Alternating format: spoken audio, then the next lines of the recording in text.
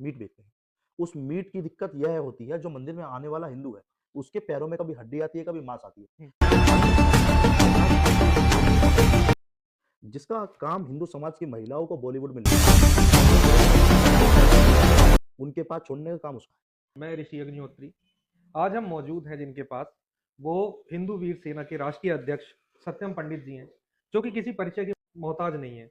आजकल आपने देखा होगा काफी चर्चा में है, और इन्होंने जो है कई मीट शॉप भी बंद करवाई है नवरात्रि के समय में।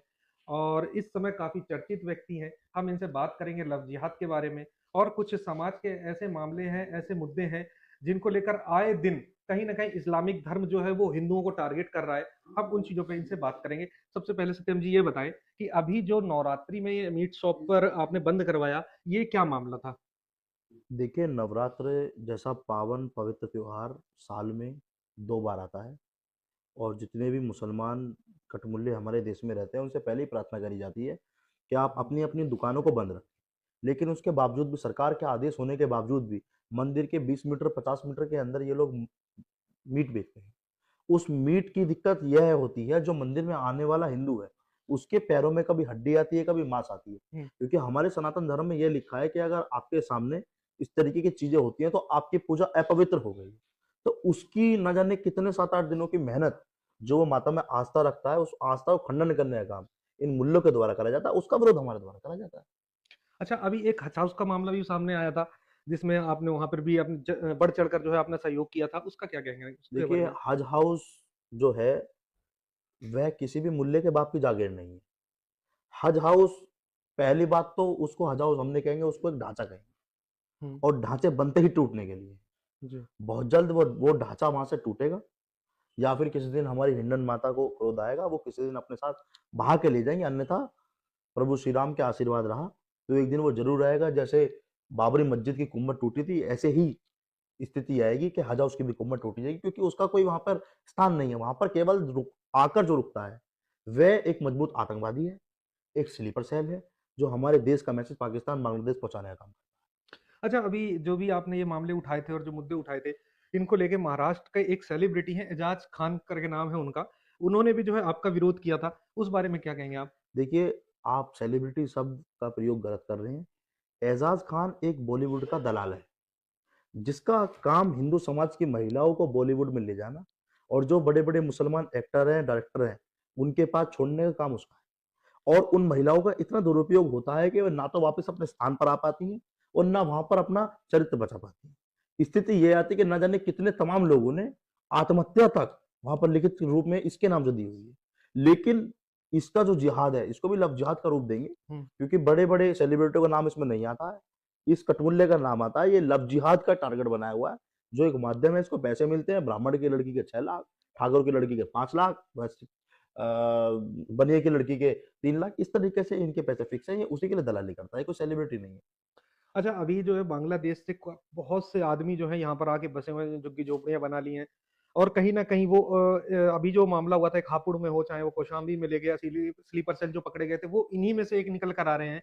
और ये कहीं ना कहीं हमारे समाज में ही छुपे हुए व्यक्ति हैं, जो इस तरीके के रहकर और हमारे देश की गतिविधियां बाहर पहुंचाने का काम कर रहे हैं, पाकिस्तान हो जहाँ, इस तरीके की चीजें अभी पकड़े भी जा रहे हैं। तो इसमें क्या कहना चाहेंगे आप? देखिए, मैं एक छोटी सी बात आपके चैनल के माध्यम से ये कहना चाहूंगा कि क्या बांग्लादेश में किसी भारतीय को घुसने की अनुमति है? क्या पाकिस्तान में किसी भारतीय घुसने की अनुमति है? अगर कोई गलती से भारतीय पाकिस्तान में घुस जाता है, तो उसको 26 साल जेल में रखकर फांसी दे दी जाती है। और ये हमारे यहाँ पर हराम की रोटियों पे पाले जा रहे हैं। हम्म। इनके राशन कार्ड, आधार कार्ड बन रहे हैं। ये किस तरीके के लोकतंत्र में हम लोग रह रहे हैं? ये बंगाल से, जो जिस बंगाल के माध्यम से ये लोग आते हैं, उसमें भी हमारा काम चल रहा है।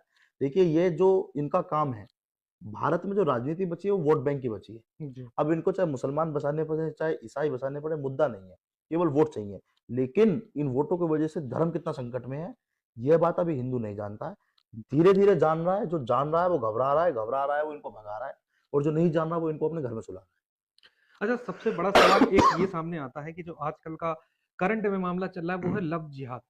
अब लव जिहाद को कैसे काबू किया जाए, या जो लव जिहाद वाले मामले में हमारी हिंदू बहन बेटियों को जो उनका शोषण कर रहे हैं, उनके साथ गलत बर्ताव कर रहे हैं, उनको परेशान किया जा रहा है, उनको क्या संदेश देना चाहेंगे? और ये लव जिहाद को खत्म करने के लिए क्या-क्या और हमारे हिंदू भाइयों को करना चाहिए? लव जिहाद आप मुझे बताइए, लव जिहाद एक वो शब्द है जब किसी गैर समुदाय के व्यक्ति की किसी गैर समुदाय के व्यक्ति से शादी हो।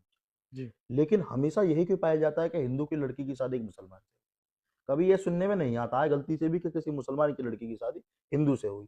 और अगर ऐसा सुनने में आया है तो अभी लोनी में प्रकरण हुआ है, मुसलमानों ने घर पर बुलाकर उसको जिंदा काट दिया और हिंदू लड़कियों के माँ बाप उन मुसलमानों को स्वीकार करते हैं। अदनान नाम का जो एक बहुत फेमस सेलिब्रिटी है, उसने एक ब्राह्मण समाज की लड़की को अपनी गर्लफ्रेंड बनाया, उसके बाद उससे विवाह करा। अभी ईद पे देखने को मिला कि वो उन वस्त्रों में थी कि केवल उसकी आंखें नजर आ रही थी। मैं ये पूछना चाहता हूँ कि अगर प्रेम प्रसन्न इन लोगों का है तो वो लोग हिंदू क्यों नहीं बनते? हमें तो लड़कियों को ही मुसलमान क्यों बनाया जाता है?